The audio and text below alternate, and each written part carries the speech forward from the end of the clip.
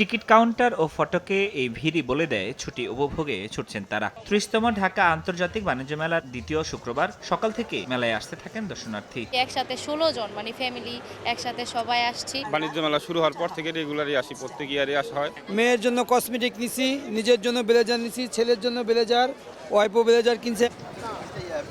বেলা বাড়ার সঙ্গে সঙ্গে বাড়ে উপস্থিতিও। কারো চোখ ইলেকট্রনিক পণ্য, কাপড়, জুতা, ব্যাগে, কারো আবার কসমেটিক আইটেম আর ঘর সাজানোর অনুষঙ্গে। যদিও মান ও বাড়তি দামের অভিযোগ তাদের অনেকেরই। এবার মনে হচ্ছে যেন দেশি জিনিসটাই বেশি এখানে। শালটা বেশি চোখে পড়ার মতন ছিল। Pricing is a little bit high, but যেহেতু ইম্পোর্টেড জিনিস তো প্রাইস তো একটু বেশি হবে।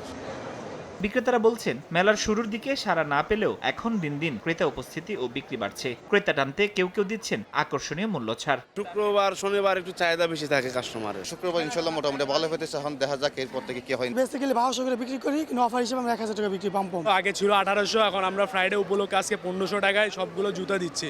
এবারের মেলায় ডিজিটাল টিকিটিং এর পাশাপাশি ক্যাশলেস লেনদেনেরও সুযোগ রাখা হয়েছে। এই প্রথম আমরা ক্যাশলেস কাউন্টার চালু করেছি। আমরা চাচ্ছি নগদ টাকার বিপরীত এবং কাগজের টাকার বিপরীত, কাগজের টিকিটের বিপরীতে আমাদের যাতে অনলাইন টিকিট আমরাই করি। এবারের মেলায় একদিনে গত শুক্রবার সর্বোচ্চ প্রায় 60,000 দর্শনার্থীর আগমন হয়েছিল। আজ তা ছাড়িয়ে যাবে বলে প্রত্যাশা মেলা সংশ্লিষ্টদের।